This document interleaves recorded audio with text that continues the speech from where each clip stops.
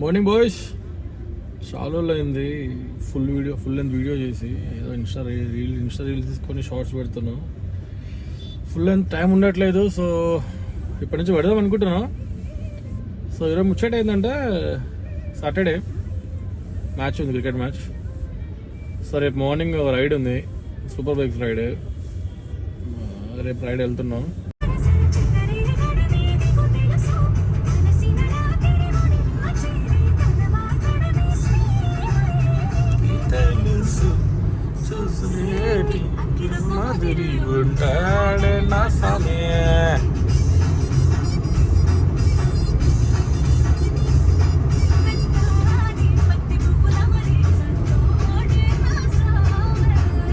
మన స్కెడ్యూల్ ఎలా ఉంటుందంటే 5 రోజులు ఆఫీస్ పోవాలి, శనివారం క్రికెట్ ఆడాలి, ఆదివారం రైడ్ వెళ్ళాలి. సో ఈ మధ్య రెగ్యులర్ రైడ్లు కూడా వెళ్ళట్లేదు. సో ఇప్పటి నుంచి రైడ్స్ కూడా కంటిన్యూ చేయాలి. సో జనరల్గా ఏంటంటే ఎవ్రీ సాటర్డే మేము ఎర్లీ మార్నింగ్ 7కి ఆడేవాళ్ళం. సో ఈ వీక్ స్లాట్ దొరకలేదు 7 AM. సో 10:30కి ఆడుతున్నాం. జనరల్గా మన యాక్టివిటీ ఎలా ఉంటుంది అంటే ఒక్కోసారి కాదు, జనరల్గా అలాగే ఉంటుంది. నాకైతే మొత్తం కంప్లీట్ ఎట్లా అంటే, మనం బండి హైవే మీద కానీ ఎక్కినామంటే నార్మల్గా మనం ఒక స్పీడ్లో క్రూజ్ చేస్తూ ఉంటాం. ఎవడన్నా పక్కన నుంచి నార్మల్గా వెళ్తే అంత పెద్దగా ఏం బాధ అనిపించదు, కానీ కట్టుకొట్టుకుంటూ పోయిండు అనుకో జీలో కాలుతుంది.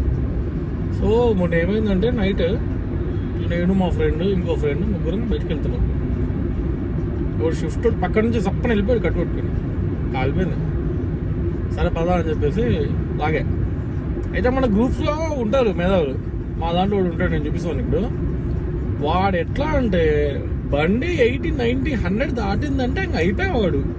మొత్తం ఇంకా రన్నింగ్ కామెంటరీ ఇస్తున్నాడు అని చెప్పి. ఎట్లా ఉంటారంటే చిరాకు వస్తుంది. నాకు ఎంత కోపం వచ్చిందంటే, అరే నువ్వు దిగురా అని చెప్పిన లాస్ట్కి వానికి. మీ ఫ్రెండ్ కదా, దింపలేం నైట్ టైం మధ్యలో అట్లా. సో అట్లా వదిలేసామని.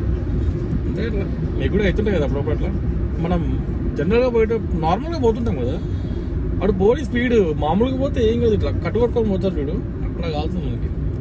సో ఇట్లా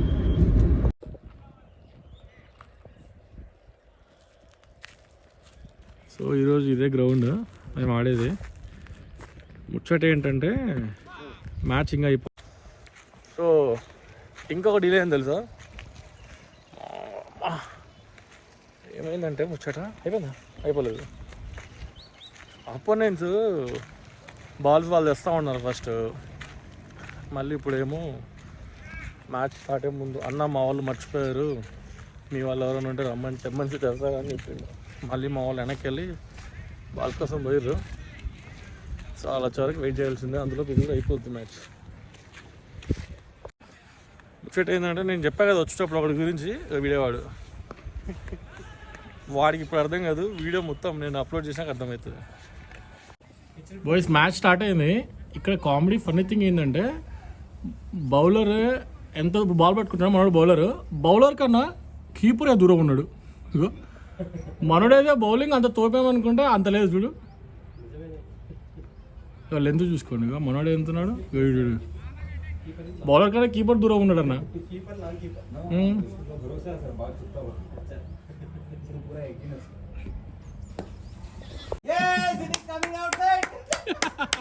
Well played, bro. Well played. Trying very hard.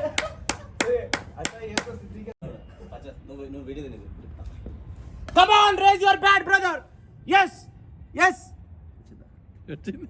So guys match అయితే అయిపోయింది. మ్యాచ్ తొందరగా అయిపోయేసాం. ఎంత 194 మేము కొట్టేసాం. వాళ్ళకి ఎంత ఆల్అౌట్, వాళ్ళు 74 ఆల్అౌట్, వాళ్ళు 125 ఆల్అౌట్. ఎవరు రైడ్ బ్రో, ఇతను 5 వికెట్ తీసాడు ఫస్ట్ టైం. Very good. 5 రైట్స్ వీడియో పెట్టుకుంటామా? ఇది వచ్చేసి ఇప్పుడు నిజాలు మాట్లాడుకుందాం. మేము మ్యాచ్ గెలిచినాము, 194 కొట్టినాం. మేమైతే ఓడించుకున్నాం ఇద్దరం. మేమిద్దరమే ఓపెన్ స్పెల్ ఎప్పుడు బౌలింగ్ చేసేది. మనోడు సూపర్ వేస్తాడు, నేను సూపర్ వేస్తా. ఇంకోడు ఉన్నాడు చూపిస్తా అని చెప్పు. ఈడు చెప్పు. ఫ్రెండ్ ఇక్కడ కనిపిస్తున్నాడు కదా, నా కలర్ లో చూడండి. అతను వైట్ దాడి మనోడికి ఏం బాగా వస్తుంది తెలుసా? రన్నింగ్ కామెంట్ ఒక్కటి బాగా చేస్తాడు, కానీ నిజం చెప్పుకోవాలనుకుంటే ఫీల్డింగ్ బాగా చేస్తాడు. Now he's trending on XXX sorry X. So match అయిపోయింది, వెళ్తున్నాం. 10:30 స్లాట్ కదా, లంచ్ చేద్దామన్నారు. సో కొంతమంది వెజ్ బ్యాచ్ ఉన్నారు. మన టైప్ ఏంటంటే పైసలు ఇచ్చి వెజ్ తినే బ్యాచ్ కాదు మంది, కానీ బై ఫోర్స్ వెళ్ళాల్సి వస్తుంది. సంతోష్ దాబా ఈ ఇంట్లో ఓవర్ యాక్షన్ చేస్తున్నాడు.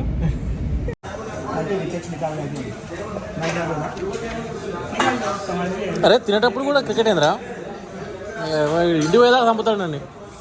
ఈరోజు తొందరగా అవుట్ కాలేదు తెలుసా, లేకపోతే నాకు రచ్చ రచ్చుంటుండే కార్లో.